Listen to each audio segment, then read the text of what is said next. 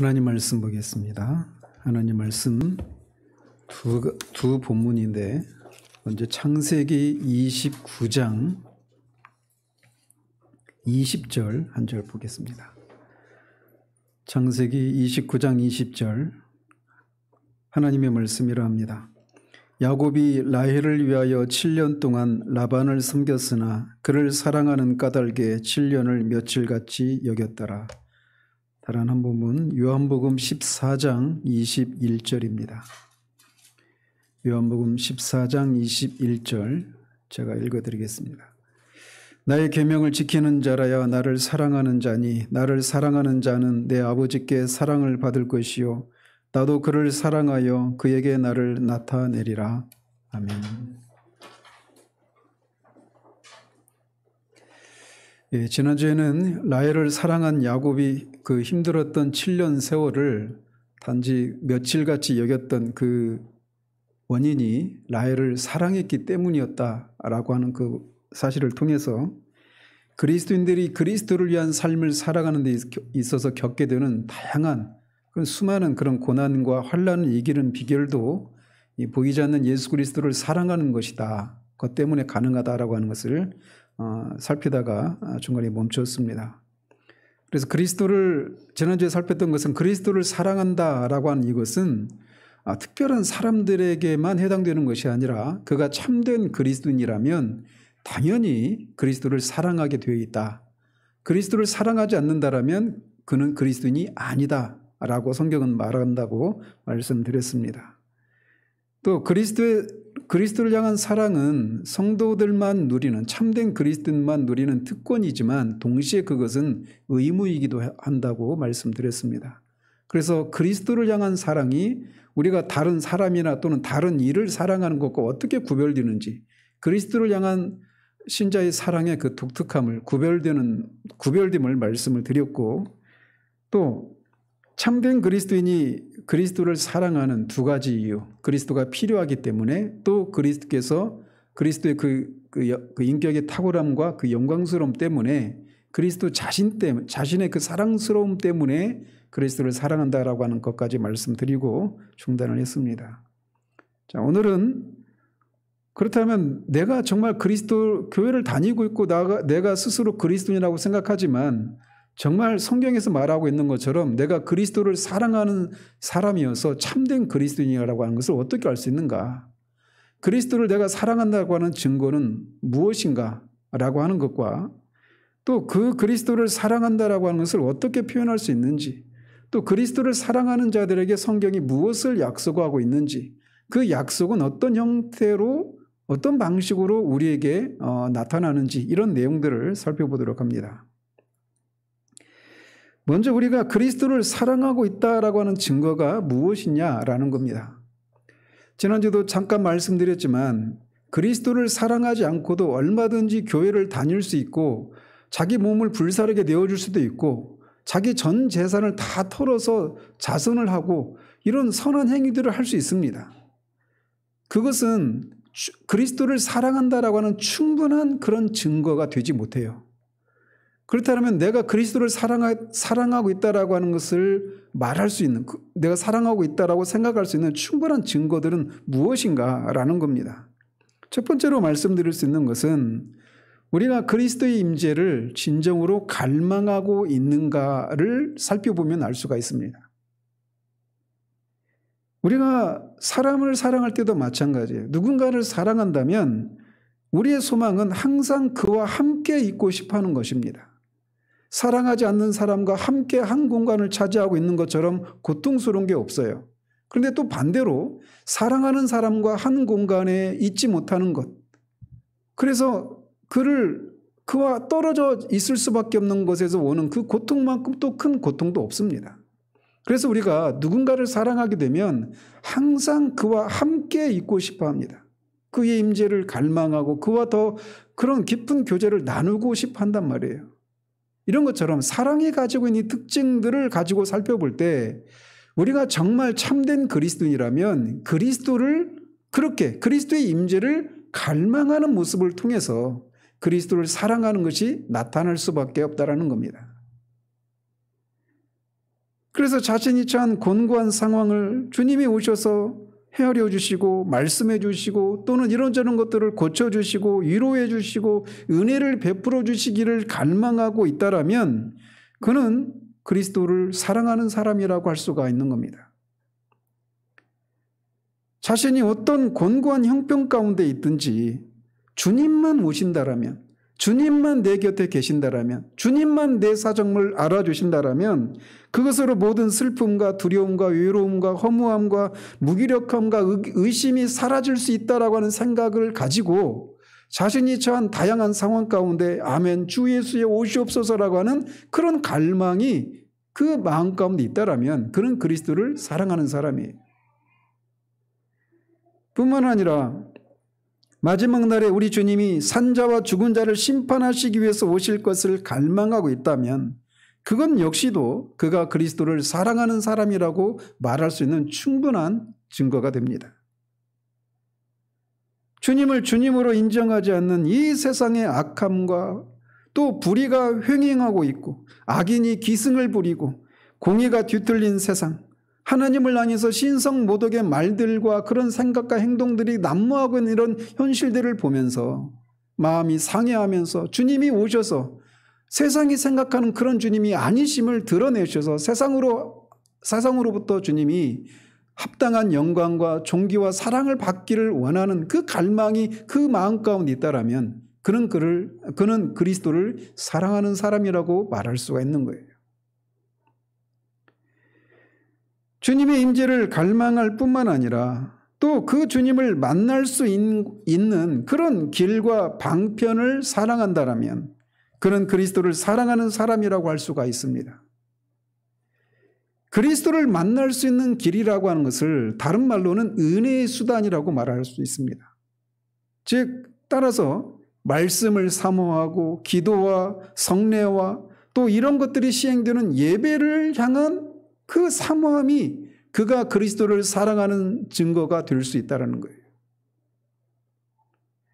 따라서 이렇게 그리스도를 만날 수 있는 길로 우리에게 주신 은혜의 방편들을 사랑하고 있다라면 그는 그리스도를 사랑하는 사람이다라고 말할 수가 있는 겁니다. 또한 그리스도의 형상이 새겨진 동료 그리스도인들을 사랑한다면 그리스도를 사랑하는 사람이라고 말할 수가 있습니다. 모든 그리스도인들은 요한계시록에서 말하고 있는 것처럼 그 이마에 하나님의 인을 어린 양의 인을 새겨진 그런 사람들입니다. 따라서 우리가 그리스도를 사랑한다라면 그리스도의 것이라고 인쳐진 동료 그리스도인들을 사랑하게 되어 있는 거예요. 또한 우리가 그리스도를 사랑하는지 아닌지를 알 수 있는 가장 근본적인 그런 것이 있다라면 그것은 우리가 그의 계명을 사랑하는가를 가지고 알 수가 있습니다. 너희가 나를 사랑하면 나의 계명을 지키리라 라고 주님이 말씀하십니다. 주님의 계명을 따라서 살려고 하는 그런 삶의 몸부림이 없는 채 그리고 그런 삶을 살아간다고 말을 하면서도 다분히 그냥 내가 정해놓은 몇 가지 그런 기독교인의 그런 삶의 몇 가지 규칙들 이런 것들을 한정해 놓고 주님의 계명을 지킨다고 하는 것은 온전한 주님을 향한 사랑의 모습이 아닌 것입니다. 주님이 어디로 우리를 인도하든지 우리 육신적인 생각으로는 어떻게 이렇게까지 살 수 있느냐라고 하는 그런 것마저도 주님이 우리에게 요구하신다면 기꺼이 그것에 순종하고자 하는 그런 마음으로 주님의 계명을 지키는 자들, 그 사람들이 바로 그리스도를 사랑하는 사람들이에요. 이렇게 그리스도를 사랑하는 사람들에게는 성경이 우리에게 제시하고 있는 몇 가지 그런 증거들이 나타나기 마련인데 성경은 우리에게 그렇게 그리스도를 사랑하는 사람들에게 무엇인가 어떤 복을 주시겠다라고 약속해 주고 계시다라는 겁니다. 그리스도를 사랑하는 자들에게 무엇을 약속해 주고 있는가? 바로 오늘 본문인 요한복음 14장 21절에서 말을 하고 있는 겁니다. 나의 계명을 지키는 자라야 나를 사랑하는 자니. 여기서도 말씀하고 있죠. 주님의 계명을 지키는 자라야만 주님을 사랑하는 자예요. 그러면서 나를 사랑하는 자는 내 아버지께 사랑을 받을 것이요 나도 그를 사랑하여 그에게 나를 나타내리라. 주님의 계명을 지키는 자들은 하나님 아버지로부터 사랑을 받을 것이다. 이것을 하나 약속해 주고 계시고 또 하나 나도 그를 사랑한다라고 말씀하셔요.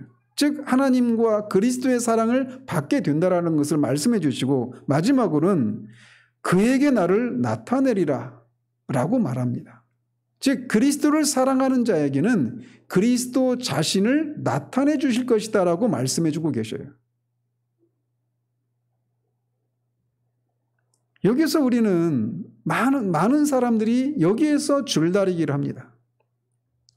주님을 나타내 주셔야 내가 주님을 사랑할 수 있지 않겠습니까? 이런 논리를 가지고 말이죠.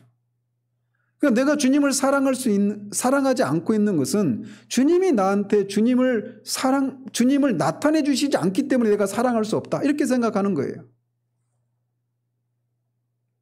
그래서 자신이 주님을 사랑하지 않는 핑계를 주님께 책임을 전가시키고 있는 것이죠.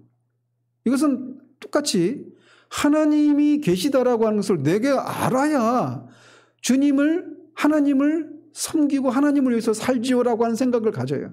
근데 성경은 뭐라고 합니까? 핑계댈 수 없을 정도로 하나님께서 자연 만물과 이 세상의 역사가 돌아가는 방식을 통해 무엇보다도 우리 양심을 통해서 하나님이 계시다라고 하는 것을 핑계댈 수 없을 정도로 그렇게 풍성하게 증거하고 있다라고 말하고 있어요. 그러니까 하나님이 나한테 하나님이 계시다라고 하는 것을 보여주지 않으니까 내가 하나님을 섬기지 않는다라고 하는 것이 핑계에 불과하다는 겁니다. 어느 누구도 하나님이 나한테 하나님이 계시다라고 하는 것을 보여주지 않았으니까 나는 하나님을 믿지 못했다라고 말할 수가 없다라는 거예요. 하나님을 찾으려고 하면 우리 주변에 온 천지에 하나님이 계시다라고 하는 것을 증거하고 있다라는 겁니다. 우리 밖에서뿐만 아니라 우리 안에서 말이에요. 그래서 우리가 무엇인가 우리 양심에 거스르는 것을 하려고 할 때마다 우리 양심이 너 그렇게 하면 안 돼 라고 하는 그런 송사를 하는 거예요. 그게 바로 하나님이 계시다라고 하는 증거다라고 성경이 말하고 있단 말이에요. 우리가 양심이라고 하는 것이 있다라면 하나님이 계시다라고 하는 이것을 부인할 수가 없다라고 성경이 말해요. 마찬가지로 그리스도를 사랑하는 것도 마찬가지예요. 그리스도를 나타내 주시지 않으니까 내가 그리스도를 사랑할 수 없다. 이것이 핑계에 불과하다는 겁니다. 그럼 나보고 어떡하라는 거냐? 그리스도를 사랑하지 않으면 내가 그리스도인이 아니고 따라서 하나님의 진노 아래 하나님의 심판 아래 있는 사람이 되는 건데 그러면 나보고 어떻게 하라는 거냐? 이렇게 항변할 수 있어요. 하나님이 그리스도께서 자신을 우리에게 계시해 주지 않으면 우리는 주님을 알 수가 없습니다. 그런데 그 주님을 사랑하지 않으면 우리는 정죄받은 사람이라고 말을 해요. 이 두 사이에서 끼어 있는 거죠. 그때 우리가 할 수 있는 게 무엇입니까? 그 그리스도를 사랑해야 된다라고 하는 그래서 참된 그리스도인이 되어서 죄사함과 영생의 선물을 받고 하나님의 정죄에서 벗어나야 된다라고 하는 그것을 우리가 인정하고 있다라면 그렇게 할 수 없는 그러나 해야 되는 그 문제 앞에서 상한 심령으로 하나님의 은혜를 구하는 대로 나가야 되는 거예요. 그런 자들을 하나님은 결코 외면하지 않으시는 겁니다. 그러니까 언제까지 하나님이 나한테 하나님을 계시해 주시고 또 그리스도를 계시해 주시기까지 나는 아무것도 할 수 없어요라고 하면서 그냥 손을 놓고 있는 것이 아니에요. 주님은 찾으라고 말씀하시는 거예요. 그러면 만나 주십니다. 그러므로 핑계댈 수가 없는 거예요. 어쨌든 그리스도는 자신을 사랑하는 자들에게 자신을 나타내 주신다라고 말씀하십니다. 그리스도께서 자신을 나타내 주신다라고 하는 것은 그분의 인격의 탁월함과 아름다움을 보여주신다라고 하는 것을 말해주는 거예요. 지난주에도 말씀드린 것처럼 그리스도인들이 그리스도를 사랑하는 두 가지 이유가 있는데 하나는 회심의 때 그리고 회심한 이후에도 자신이 그리스도가 절대적으로 필요한 존재라고 하는 것을 알기 때문에 그리스도를 사랑한다고 말씀드렸어요. 그리고 또 두 번째는 그리스도의 인격의 탁월함과 그 영광스러움을 알기 때문에 그리스도를 사랑한다라고 말씀드렸습니다. 그러니까 그리스도인들은 이미 그리스도의 인격의 탁월함과 영광스러움을, 아름다움을 어느 정도는 알고 있는 사람들이라고 할 수 있는 거예요. 그런데 바로 그런 그리스도인들이 그리스도를 사랑해서 그리스도의 계명을 순종하게 되면 그리스도 자신을 나타내 주시겠다라고 말씀하고 계신 거예요.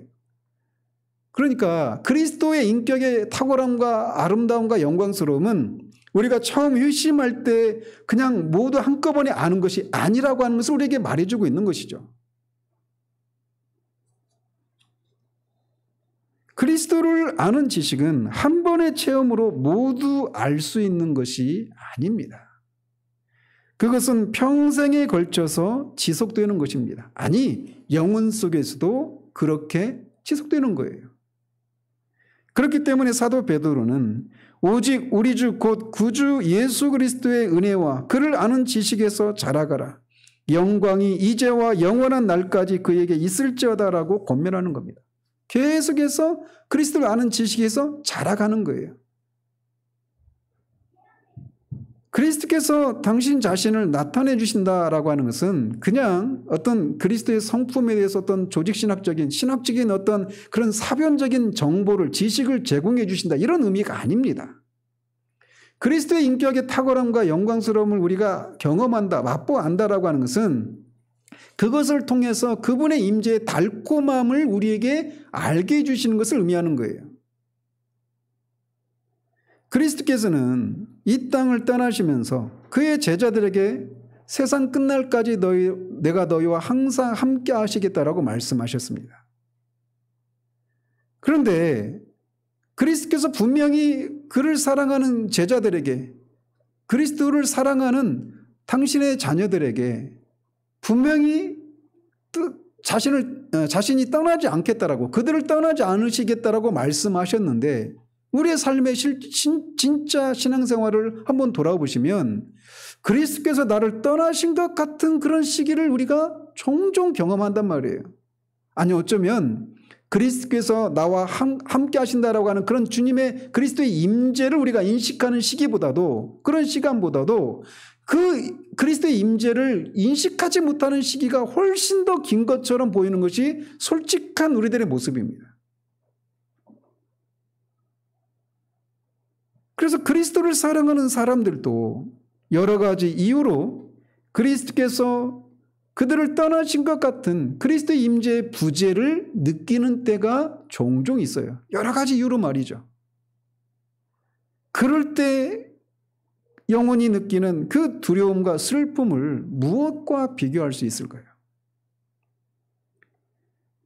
그가 정말 그리스도를 사랑하는 참된 신자라면 그리스도께서 자신에게 떠나서 멀리 계신 것 같은 그런 것을 느낄 때 그 영혼의 그 두려움과 외로움과 그 막막함, 그것이 얼마나 큰 고통인지를 절감하기 마련입니다. 그래서 말씀을 읽어도, 기도를 해도, 예배를 드려도, 경건서적을 읽어도, 성도들과 교제를 나누어도 그 어디에서도 주님의 임재를 느낄 수 없는 데서 오는 그 영혼의 그 공허함, 허무함, 무기력함, 그 외로움, 그 슬픔, 그것을 알게 되는 때가 있어요. 아니 어쩌면 지금 여러분이 그런 시기를 지나고 있을 수도 있습니다. 그래서 시편 기자가 말하는 것처럼 주께서 영원히 버리실까? 다시는 은혜를 베풀지 아니하실까? 그의 인자하심은 영원히 끝났는가? 그의 약속하심도 영구히 패하였는가? 하나님이 그가 베푸실 은혜를 잊으셨는가? 노하심으로 그가 베푸실 긍휼을 그치셨는가라고 그렇게 탄식했던 시편 기자처럼 그 영혼이 그리스도의 임재를 느끼는 데서 오는 그 달콤함을 느끼지 못하는 데서 그런 영혼의 탄식을 쏟아내는 때가 있단 말이에요. 그런데 주님은 자신을 사랑하는 사람들에게 자신을 나타내 주신다라고 합니다. 즉 그리스도께서 자기 사람들에게 가까이 다가가시고 그들로 하여금 당신이 가까이 계시다라고 하는 것을 실제적으로 느낄 수 있는 방식으로 그렇게 주님을 나타내 주신다라고 말씀하고 있는 거예요. 그리스도께서 성령을 통해서 자신의 임재에 대한 그런 감미로움을, 그런 달콤함을 느낄 수 있도록 해주신다라는 것입니다. 그것을, 그리스도의 그 임재를 다시금 우리가 인식하기 시작할 때 성도들의 마음이 활짝 넓어집니다. 그리고 살아있음을 알게 돼요. 그리스도께 더 가까이 이끌리게 되고 주님의 뜻을 행하는 데 큰 힘을 발휘할 수 있게 되는 겁니다. 바로 그것이 바로 7년을 며칠같이 여길 수 있는 그런 원동력인 거예요. 그리스도께서 당신 자신을 나타내 주신다고 할 때 가장 중요한 것이다라면 그리스도께서 바로 그 사람들을 사랑하고 사랑하신다라고 하는 것을 계시해 주시는 것입니다. 주님은 하늘과 땅에 있는 그 어떤 존재보다도 존귀하고 탁월하고 아름다우신 그런 분이십니다. 그런 분과 같은 분이 이 세상 어디에도 없어요. 우리는 이 세상을 살아가면서 소위 셀럽이라고 하는 그런 유명 인사들이 우리 자신을 알고 그 유명 인사가 우리 자신에 대해서 얼마나 힘들어, 정말 애쓴다, 내가 당신을 사랑한다, 이렇게 우리에게 그 어떤 유명한 셀럽이 그렇게 우리에게 말해준다고 할 때 아마 우리가 막 SNS나 이런 것에 막 난리를 펴면서 막 그것을 공개적으로 공개할 것입니다.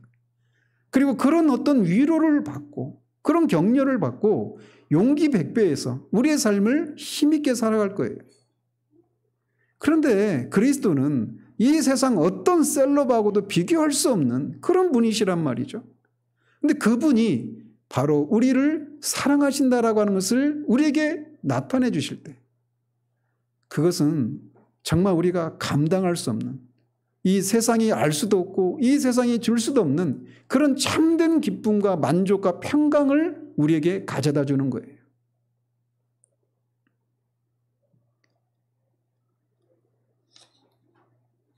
이것은 우리의 귀에 들리는 것이 아니에요. 그러나 분명히 귀에 들리는 것만큼 분명하게 우리에게 말씀해 주시는 겁니다. 너는 내 것이다. 내가 너를 사랑한다. 너를 향한 나의 사랑을 빼앗아라고 하는 것은 결코 일어날 수가 없다. 내가 너를 버리지 않겠다.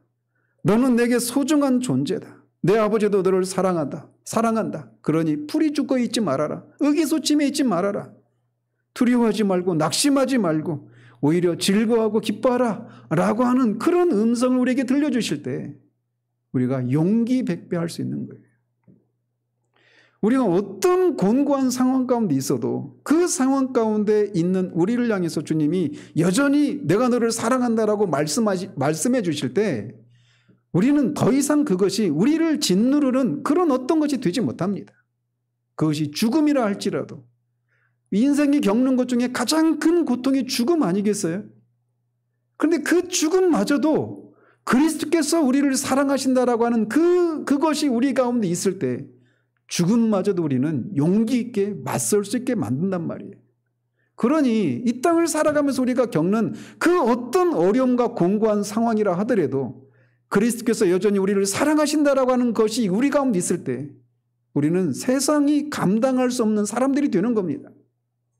이 땅을 살아갔던 수많은 그리스도인들이 그 자신들을 향한 그리스도의 사랑을 그렇게 알았기 때문에 그들도 놀라는, 그들도 감당할 수 있으리라고 감히 생각조차 할 수 없었던 그런 삶을 살아낼 수 있었던 거예요. 우리가 매주마다 북녘 땅에 있는 형제 자매들을 위해서 기도하는데 그들이 정말 얼마나 곤고한 상황일까요?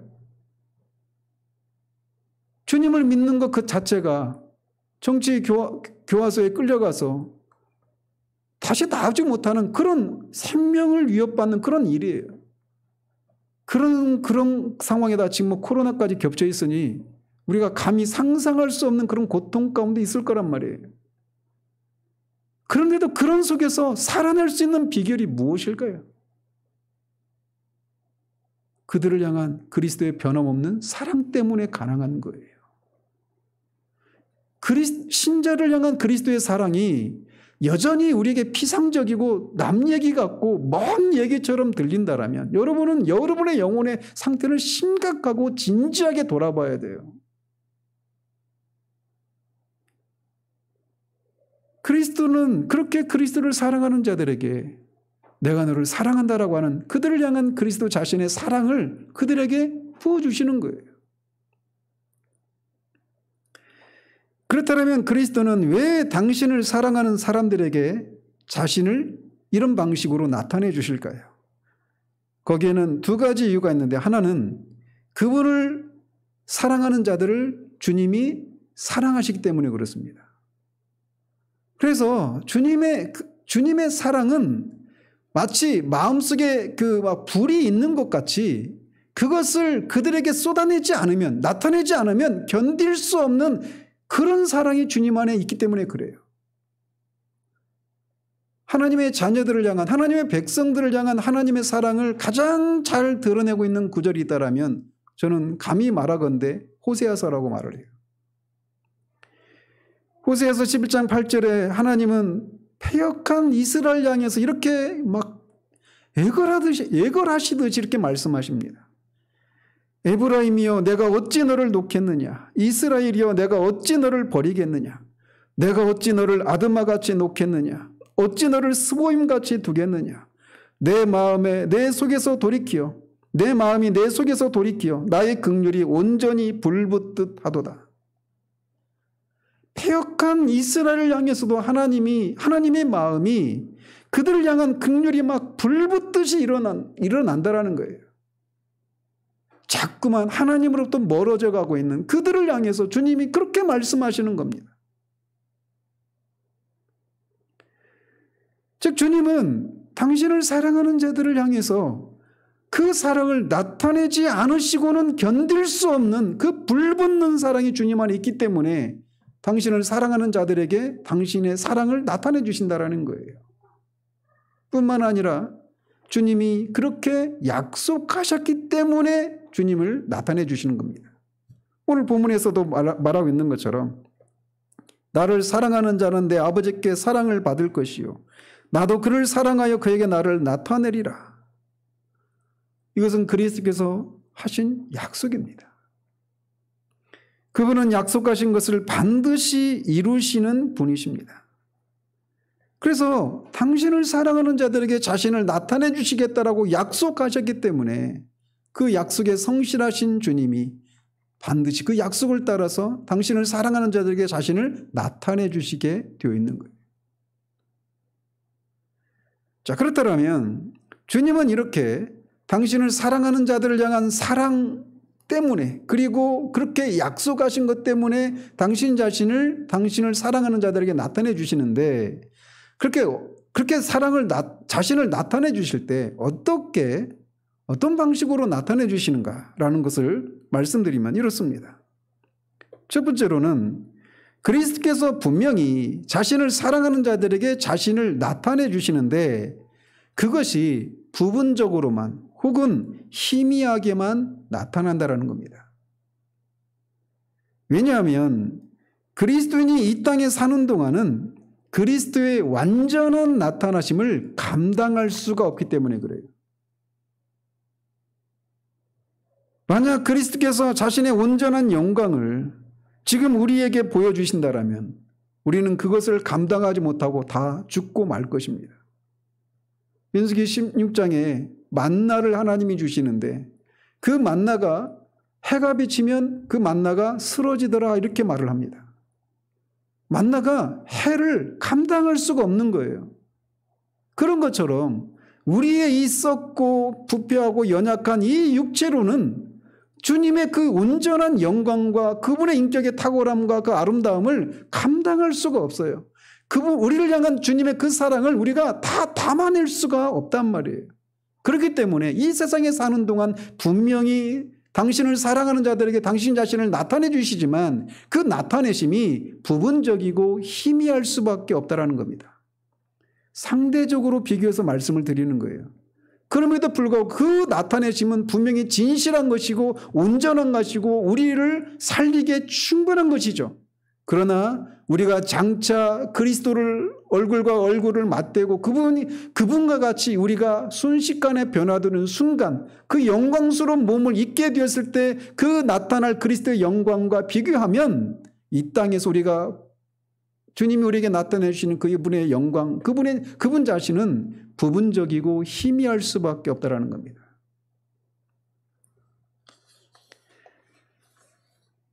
그렇기 때문에 우리는 분명히 그리스도를 이 땅을 사는 동안에도 그리스도를 어느 정도 알고 그분의 임재를 맛보고 그분의 사랑을 누리지만 이것이 부분적이고 희미하기 때문에 역설적이게도 그분의 나타나심을 경험한 사람들은 더 주님의 그 나타나심을 갈망하게 되어 있다는 겁니다.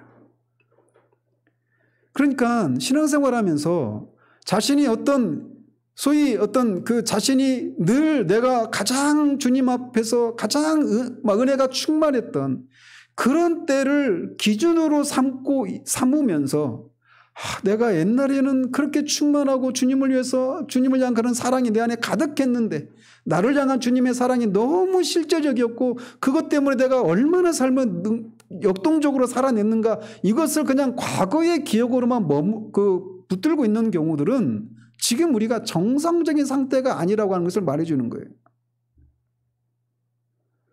주님의 사랑은 부분적이고 희미하기 때문에 역설적이게도 그것을 더 갈망하는 것으로 나타난다는 겁니다.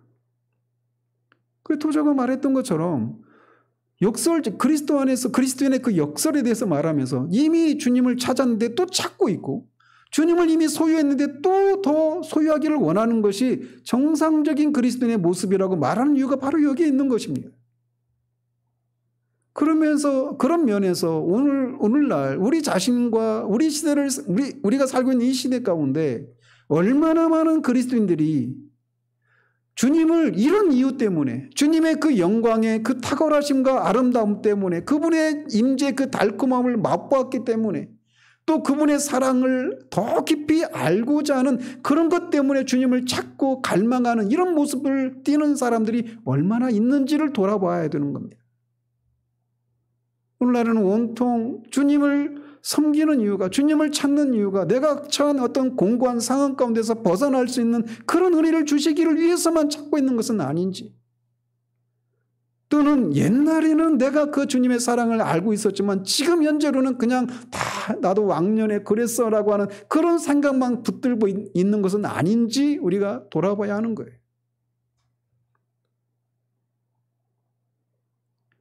참된 그리스도인의 신앙이라고 하는 것은 제가 시편 강의를 하면서도 누차 말씀드렸지만 진정한 정상적인 그리스도인의 삶은 하나님을 찾기 위한 탄식과 그렇게 하나님을 찾았는데 하나님을 발견한 데서 오는 탄성, 이 하나님을 향한 하나님을 찾는 자의 탄식과 하나님을 찾은 자의 탄성, 이것이 정상적인 그리스도인의 삶의 모습이어야 되는 거예요. 어쨌든 그리스도는 분명히 당신을 사랑하는 자들에게 당신 자신을 나타내 주시지만 이 세상에서는 그 나타내심이 부분적이고 희미하다라는 겁니다. 마지막 주님을 볼 때 나타내 주는 것과 비교해서 말이죠. 또한 주님은 그리스도를 자신을 사랑하는 자들에게 자신을 나타내 주시는데 그 나타내심은 조금씩 그렇지만 보다 확실한 방식으로 그분을 나타내 주신다라는 겁니다. 즉 점진적으로 나타내 주신다라는 거예요. 그리스도는 당신 자신의 사랑에 대해서 계시하고자 하는 것을 한 번에 완전히 다 보여주시지 않고 점진적으로 그것을 나타내 보여주십니다.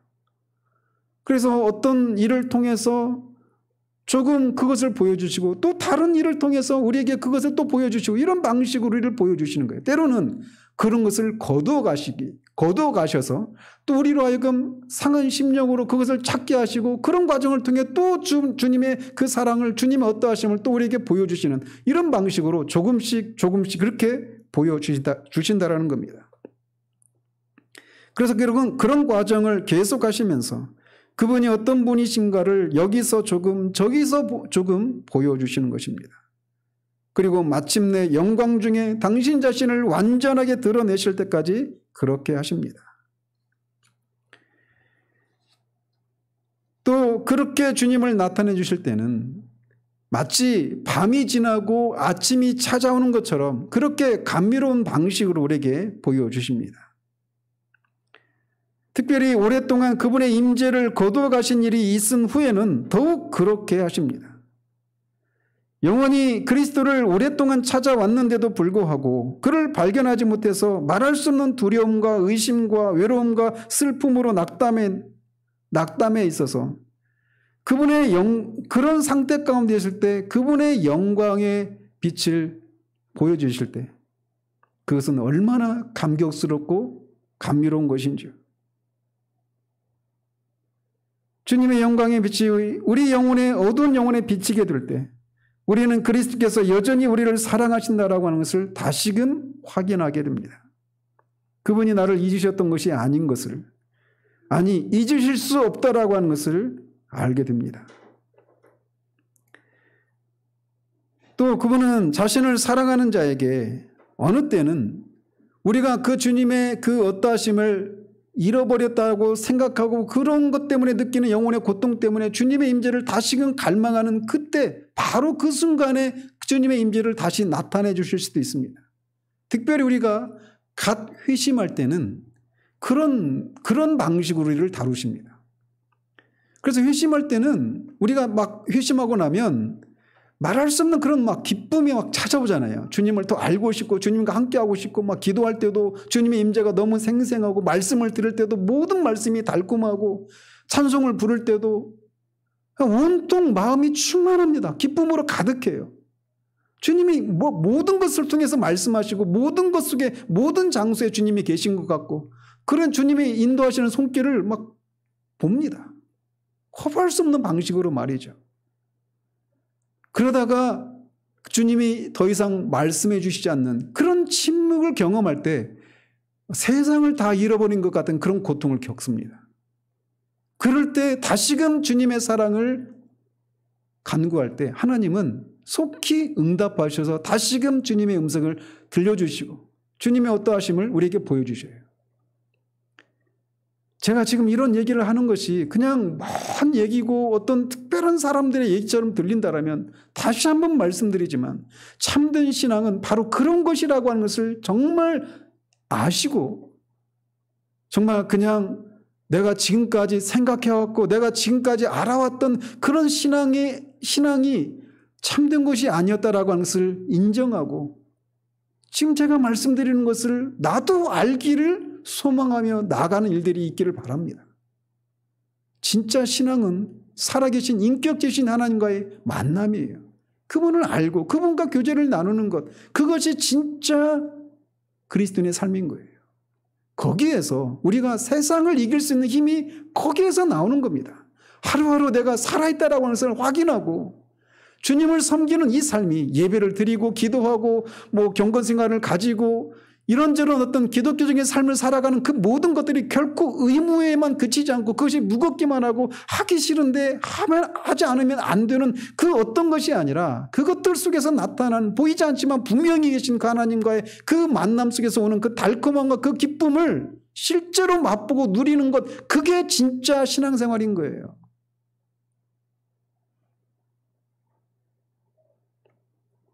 그래서 때로는 주님이 우리가 조금만 찾아도 속히 응답하시는 방식으로 주님을 다시 나타내 주시기도 합니다.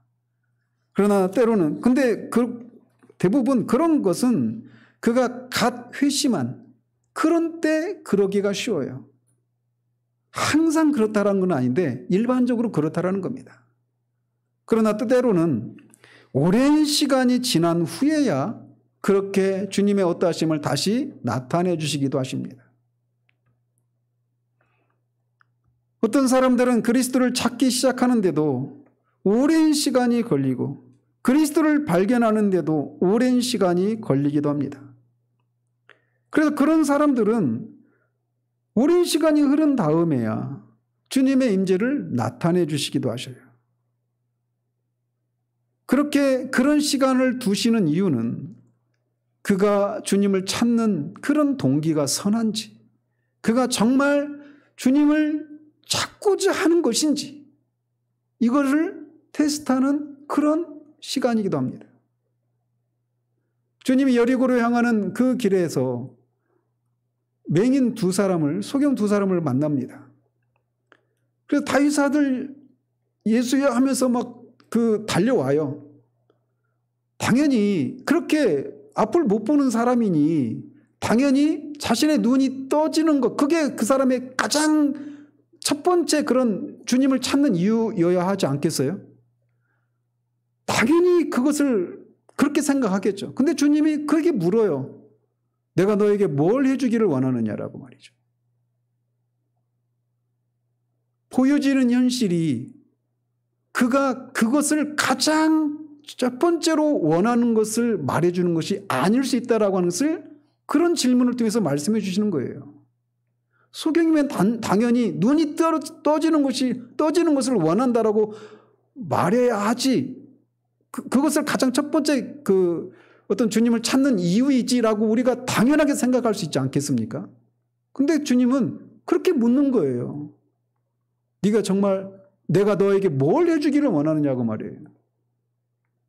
그래서 그 사람 안에 있는 가장 첫 번째 소망이 무엇인가를 확인하시는 겁니다. 마찬가지로 우리가 그리스도의 사랑을 경험하기를 원하고 그리스도의 임재를 다시 회복하기를 원하고 이런 것을 동의하고 그렇게 할 수 있어요. 그런데 주님이 신속하게 응답하지 않으시고 오랜 시간을 두시는 겁니다. 그것을 통해서 그 사람 안에 있는 소망이 진실한 것인지를 확인하시는 거예요. 그리스도는 믿음과 인내 그리고 사랑과 순종을 시험하기 위해서 어떤 사람들의 경우에는 오랫동안 기다리도록 하시는 겁니다.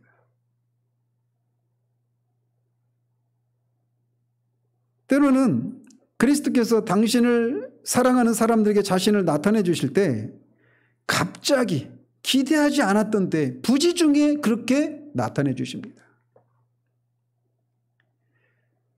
주님을 그렇게 찾고 주님의 사랑을 다시금 회복하기를 원하고 그 주님의 임재를 다시금 느끼기를 원해서 그렇게 주님을 찾습니다. 성경을 읽고 예배를 드리고 기도하고 이런 것을 해요. 그런데 이번 주에 왔어요. 예배에 아무런 일도 안 일어납니다. 무거운 마음으로 또 돌아가요. 또 한 주를 살합니다. 또 주일을 맞아서 또 왔어요. 그런데 그 주일에도 또 아무런 일도 없어요. 그렇게 한 주, 두 주, 한 달, 몇 개월이 지납니다. 심지어는 몇 년이 지날 수도 있어요. 그렇게 기다림이라고 하는 것 같이 고통스러운 게 없어요, 여러분. 아예 기대할 수 없는 거라면 포기하기라도 하죠. 근데 그렇지 않고 반드시 만나야만 하고 반드시 이루어져야만 하고 또 이루어질 수 있다고 말씀하신 그것을 붙들고 기다리는 것 같이 고통스러운 게 없어요. 기다림은 고통입니다. 그런데 그렇게 기다려서 찾고 찾아도 아무런 응답이 없어요. 그래서 점점 그 기대가 점점 희미해져 가고 그 기다림이 그 끈기가 점점 약해져 가는 그런 때가 있어요. 그런데 부지불식간에 그가 기대하지 않았던 기대할 수 있는 힘조차 다 잃어버린 것 같은 그때 주님이 마침내 주님의 얼굴을 그에게 비추실 때가 있단 말이에요.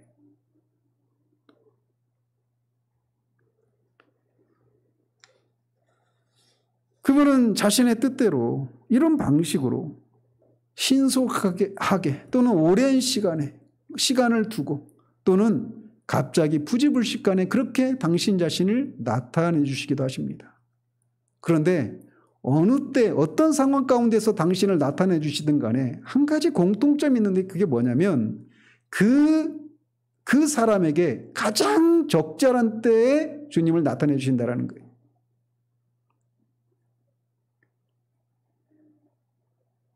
우리가 그 카페도 올려놓은 그 찬송중 있잖아요. 4days, 4일은 너무 늦습니다. 근데 주님 말씀하시잖아요. 그 4일이 사람이 보기에는 가장 너무 늦은 때지만 주님이 보실 때는 가장 적절한 때고 가장 좋은 때였다라고 말이죠. 그리스도를 사랑하는 사람들이 가장 간절하게 소원할 그때에 자신을 나타내 주시는 것은 아니지만 그들이 그리스도의 나타나심을 가장 절실하게 필요로 할 때 어김없이 자신을 나타내 주십니다. 그들은 그런 시련과 고통, 그런 기다림으로 인한 고통으로 인해서 그들의 형편이 가장 낮아져 있을 때뿐만 아니라 자신의 아무런 가치도 없다라고 하는 것을 깊이 인식할 그때 주님이 자신을 나타내 주시는 거예요. 그러므로 그리스도를 향한 이런 사랑이 자신에게 없다면 여러분들 앞에서도 말씀드린 것처럼 진지하게 여러분의 신앙을, 여러분의 영혼을, 주님과의 관계를 돌아보셔야만 합니다. 영생은 유일하신 참 하나님과 그가 보내신 예수 그리스도를 아는 것입니다. 주님을 인격적으로 아는 거예요. 그리고 주님은 본질이 사랑이십니다. 하나님은 사랑이셔요. 이 패역한 이스라엘 백성들을 향해서 그들을 향한 긍휼이 막 마음에 불붙는 것 같다라고 말씀하셔서 그것을 표현하실 수밖에 없는 그런 하나님이십니다. 그 증거가 무엇입니까? 바로 십자가 아니겠어요? 십자가에서 주님은 우리를 향한 주님의 사랑을 확정하셨습니다. 원수 되었고 불경건하고 죄인 되었고 하나님을 대적했던 그런 때에 아들을 십자가에 내어주시는 것을 통해서 우리를 향한 하나님의 사랑을 확정하신 분이시란 말이에요. 그렇기 때문에 그런 사랑의 하나님을, 사랑의 주님을 알고 그분과 교제를 나누는 것, 그것이 신앙의 진수이고 그것이 참된 구원이고 그게 영생을 얻었다라고 하는 증거인 것처럼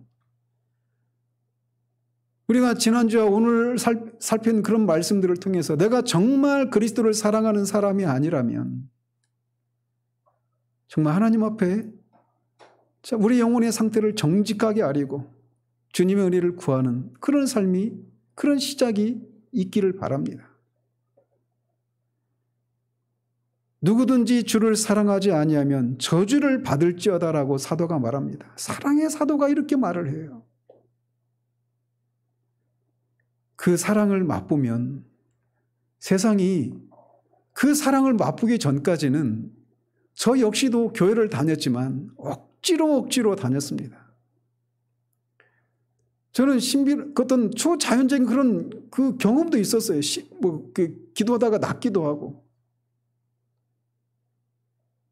그런 일들이 초자연적인 일들을 경험했음에도 불구하고 하나님을 사랑한다. 그리스도를 사랑한다. 이게 뭔지 몰랐어요. 단지 그냥 하나님의 뜻대로 살아야 돼. 하나님의 뜻대로 안 살면 큰일 나. 그러니까 신앙생활에 늘 의무에 불과했습니다. 그래서 그 의무를 지키는 삶을 살아가면 내가 제대로 살고 있는 것처럼 생각했고 그 의무를 따라서 살지 못하면 다시 하나님과 관계가 멀어지고 하나님 앞에 설 담대함을 잃어버린 채로 그냥 신앙생활이 그냥 억지로 그렇게 끌려가는 그런 삶이었단 말이에요. 그런데 정말 하나님의 은혜로 회심을 하고 회복된 것은, 알게 된 것은 그 하나님을 사랑하게 되었다라는 겁니다. 그 주님을 사랑하게 되었다라는 거예요.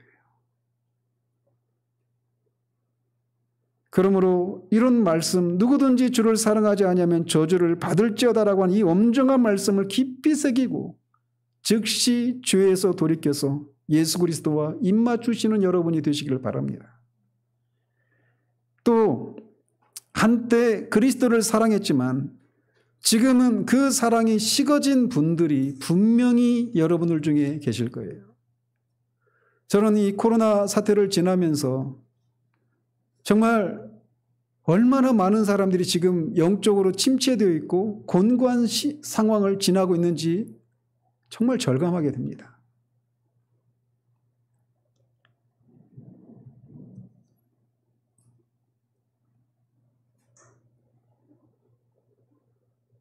어떤 사람들은 그래서 그리스도께서 자신을 사랑하신다라고 하는 것을 나타낸다라고 하는 것이 무엇인지를 알고 있어요. 그렇지만 그것을 잃어버린 사람이 있을 수 있습니다. 과거에 한때 그리스도의 사랑을 경험했을 때 말로 표현할 수 없는 즐거움과 기쁨을 맛보았지만 지금은 그것을 잃어버린 상태 가운데 있는 사람들이 있습니다. 대체적으로 이런 과정을 거쳐서 그렇게 되는 거예요. 어떤 과정을 거치느냐. 처음에 우리가 그리스도의 사랑을 알게 됐을 때 그것이 우리의 공로 때문이 아니라 전적으로 하나님의 은혜인 것을 알고 고백합니다. 그런데 그렇게 은혜를 누리고 있다가 그때는 주님과 나 자신밖에는 안 보여요. 그런데 그렇게 은혜를 누리다가 다른 사람이 보이는 겁니다. 어떤 사람들? 자신처럼 그리스도의 사랑을 알지 못하고 말씀을 들어도 한 번도 그 말씀이 나를 향해서 하신 말씀이라고 하는 것을 알지 못하고 그 말씀 속에 함께 그 말씀과 함께 전해져 오는 하나님의 사랑과 그 하나님의 은혜를 인해서 감격하고 눈물을 흘리고 그런 것을 인해서 삶이 변화되는 이런 삶을 살아보지 못하고 있는 사람들이 보이기 시작하는 거예요. 그러면서 그것을 경험하고 있는 나와 그것을 알지 못하는 다른 사람이 보이기 시작하면서 비교를 하는 겁니다. 그러면서 자신이 그것을 누리는 것이 은혜라고 생각했던 것들이 점점 나한테는 있는데 저 사람에게는 없는 그것이 내가 은혜를 누리는 또는 그 사람이 은혜를 누리지 못하는 이유라고 하는 생각들을 하기 시작하는 거예요. 그러면서 마귀의 유혹에 넘어가기 시작합니다. 그래서 처음에는 그리스도의 사랑을 유지하기 위해서 그리스도께서 정하신 한계를 넘어서지 않으려고 경계를 하다가 점점 그 마음에 마귀의 손길이 미치기 시작합니다. 그러면서 이런 정도는 해도 된다라고 하면서 그 전에 주님의 사랑이 내 안에서 충만했을 때는 감히 생각하지도 않았던 그런 것들을 하는 담대함을 보이기 시작합니다. 근데 했더니 어라 아무런 일도 안 일어나네 라고 하면서 점점 과감해집니다. 그러면서 하나씩 예전에는 생각하지도 않았던 것들을 향해서 달려가고 있는 자신을 발견하기 시작합니다. 그러면서 주님을 향한 사랑으로 충만할 때 그때 두드러진 특징 중 하나가 무엇이냐면 세상이 안 보이거든요. 세상은 간대 없고 구속한 주만 보이도다. 이런 찬송 가사처럼 세상이 그런 반짝거리는 세상의 것들이 다 하찮게 보이고 그런 것들이 아주 작은 것으로밖에 보이지 않았어요. 주님을 위해서 어떤 삶이라도 어떤 고난이 와도 그것을 이기면서 기쁨으로 그 길을 가겠노라고 했는데 그리고 세상은 작아졌는데 시간이 지나면서 세상이 점점 우리 안에서 커져가고 있는 것을 발견합니다. 그리고 급기야 내 안에 이렇게 세상을 향한 집요한 사랑이 있었구나라고 하는 것을 보는 데까지 나아가게 됩니다.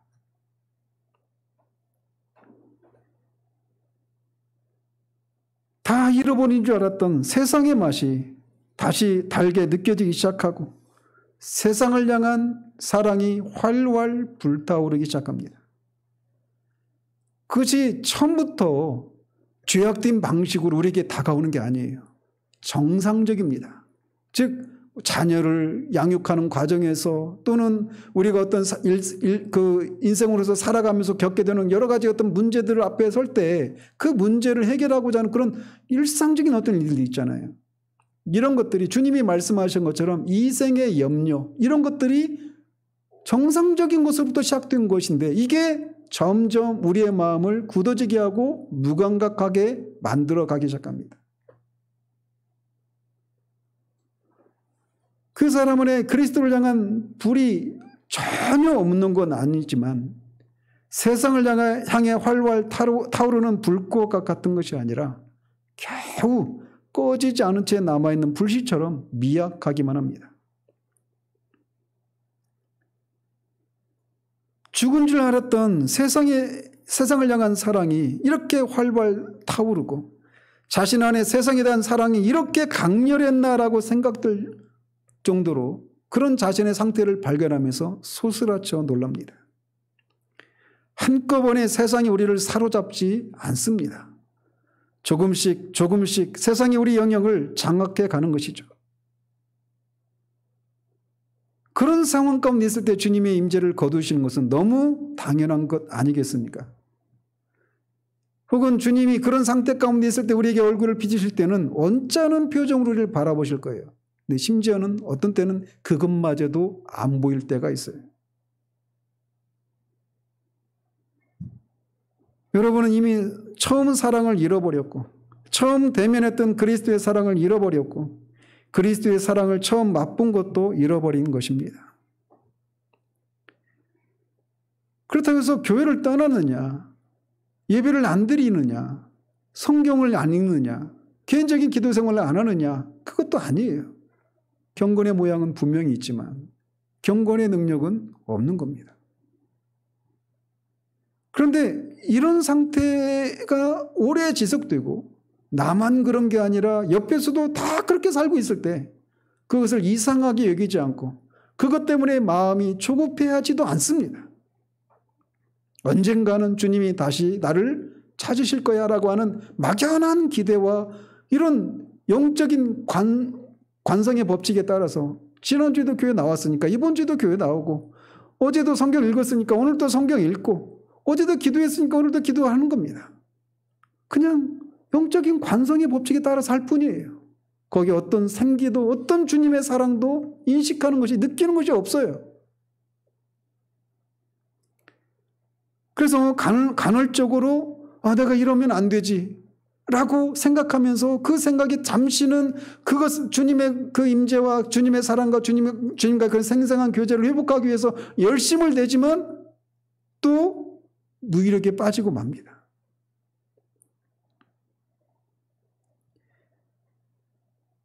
졸릴 때 지금도 여러분이 조는 분이 계시지만 졸릴 때 내가 잘면 안 되지라고 하면서 막 눈을 부릅뜨고 눈에 힘을 주고 막 그 하려고 해도 세상에서 가장 무거운 것이 눈꺼풀이라고 하잖아요. 그 눈꺼풀을 이길 수가 없잖아요. 그런 것처럼 내가 이 주님의 사랑을 인식하지 못하고 이런 영적인 무기력 가운데 빠지면 안 된다라고 하는 것을 알고 그것을 막 거기서 벗어나려고 몸부림을 치지만 그 무거운 눈꺼풀에 그냥 눈이 감기고 마는 것처럼 그런 노력도 허사로 돌아가는 그런 상태가 올 수 있어요. 저는 가끔씩 그런 기도를 해요. 하나님 앞에. 청년 때 그렇게 제 주변에는 하나님을 찾고 가장 큰 기도 제목이 제 주변에 있던 사람들이 하나님을 만나는 것, 그것이 가장 첫 번째 기도 제목이었던 그런 공동체에서 신앙생활을 했었습니다. 근데 그 세월이 지금 30년이 지났어요. 30년 가까이 되었어요. 가끔씩 그런 기도를 하는 거예요. 그때 그 사람들 다 어디 갔습니까, 주님?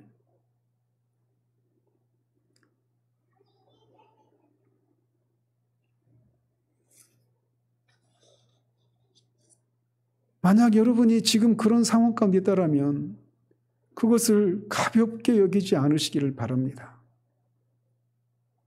또는 때로는 어떤 사람들은 하나님 앞에 어떤 실수를 했어요. 우리가 사람이니까 연약하니까 실수할 수 있죠. 하지 말았어야 하지만 해버리는 경우들이 있잖아요. 내가 경험하지 않았으면 좋았을 어떤 그런 것들을 우리가 이미 경험해버릴 수 있잖아요. 그때 양심은 사단은 우리를 끊임없이 송사합니다. 이러고도 네가 어떻게 하나님 앞에 다시 그 관계를 회복할 수 있느냐고 말이죠. 그래서 소망은 있지만 그 영혼은 깊은 곳에 그 하나님의 사랑을, 주님의 사랑을 다시금 회복하고 누리기를 원하는 소망은 있지만 그 양심의 송사를 이기지 못하는 거예요. 사단의 참소를 이기지 못하고 그냥 멀리서 바라보는 겁니다. 집을 나간 사람이 차마 그 집으로 다시 돌아가지 못한 채 멀리서 동구 밖에서 집에서 그 활동하고 있는 가족들을 보는 그런 사람처럼 신앙생활을 떠나지는 않아요. 멀리 있을 뿐입니다. 그리고 언젠가는 저기로 돌아가야 하는데, 돌아가고 싶은데 이러고 있는 거예요. 그러나 어쨌건 어떤 이유로 우리가 주님의 사랑을 잃어버렸건 우리가 기억해야 될 것은 우리가 주님의 그 사랑을 잃어버렸다라는 그 공통점이 있는 겁니다. 그럴 때 어떻게 해야 되는가? 주님 우리에게 말씀하셔요. 에베소 교회를 향해서 말씀하신 것처럼 어디에서 떨어졌는지 우리의 마음을 철저히 탐사하고 죄를 찾아내라고 말씀하십니다. 마음을 찢고 애통해야 하고 우리의 죄를 회개하고 주님의 긍휼을 구해야 합니다. 그 일은 결코 쉽지 않습니다. 제가 정말 여러분에게 말씀드리는데 내가 지금 비록 이러고 있지만 내가 다시 마음만 먹으면 다시금 주님과의 관계를 회복할 수 있어. 이렇게 생각한다면 정말 여러분이 누구인지를 모르고 있는 것입니다. 우리가 마음만 먹으면 지금은 내가 비록 이러고 있지만 언젠가는 다시 회복할 수 있을 거야. 우리 자신에게 소망을 두고 있는 한 여러분은 아직 바닥이 무엇인지를 경험하지 못한 사람들이에요. 우리는 결코 우리의 힘으로 무엇인가를 회복할 수 있고 무엇인가를 쟁취해낼 수 있는 사람들이 아닙니다. 그럼 어떡하라고요? 그것을 회복해야 되는데. 그래서 앞에서도 말씀드린 것처럼 해야 되는데 할 수 없는 우리 자신을 인해서 마음을 찢고 상한 심령으로 하나님의 긍휼을 자비를 구해야 된다라는 거예요. 그 상한 심령에 하나님이 은혜를 부어주시는 것입니다. 그러므로 여러분이 마음이 계속 무뎌진 채로 무감각한 채로 오랜 시간이 지나는 것을 그냥 방치하시면 안 돼요. 그런 시간이 지날 때 우리 마음속엔 오만 생각들이 지나갑니다. 목사인 저도 그런 때를 지나요. 내가 목사가 맞나? 이런 생각 정도가 아니라 내가 정말 구원 받았나? 이런 생각이 지날 때도 있어요. 아니 심지어는 마치 신앙생활이라고 하는 이런 시간들이 마치 꿈을 꾸는 것 같은 그런 생각이 들 때도 있어요. 이게 진짜 실제로 일어나는 일인지 하나님은 정말 계시기나 하는 것인지 그 생각이 들어올 때도 있단 말이에요. 두렵죠. 말할 수 없이 두렵죠.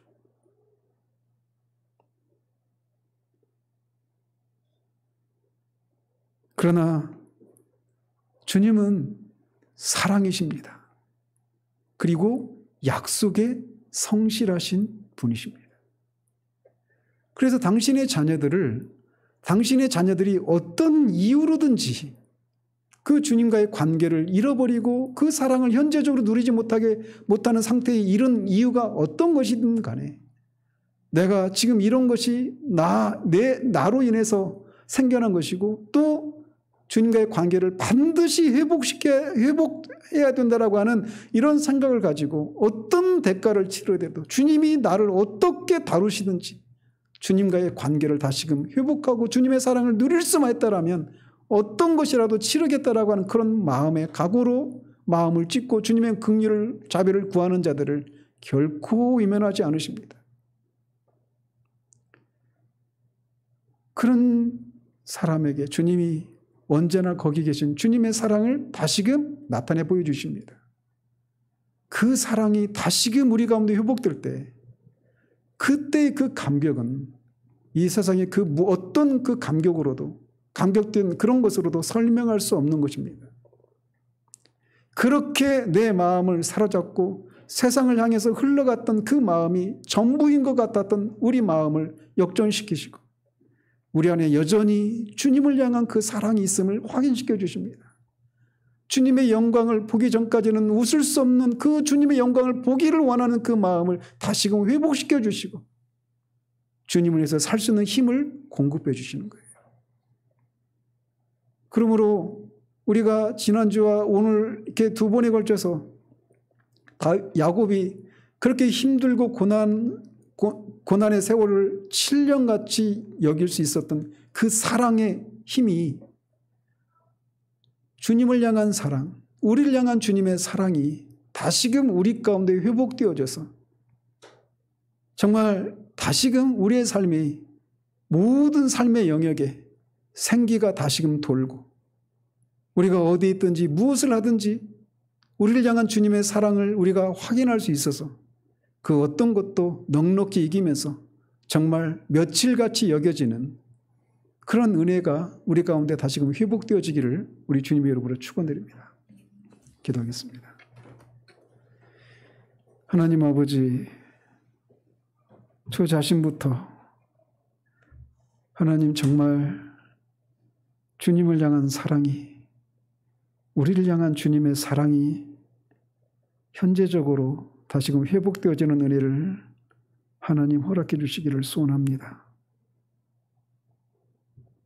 그저 의무감으로 영적인 관성의 법칙을 따라 그냥 해왔기 때문에 그냥 늘 경건의 모양을 갖추고 그 경건의 행위들을 행해 나가는 그런 우리들 되지 않도록 하나님 도와주시옵소서.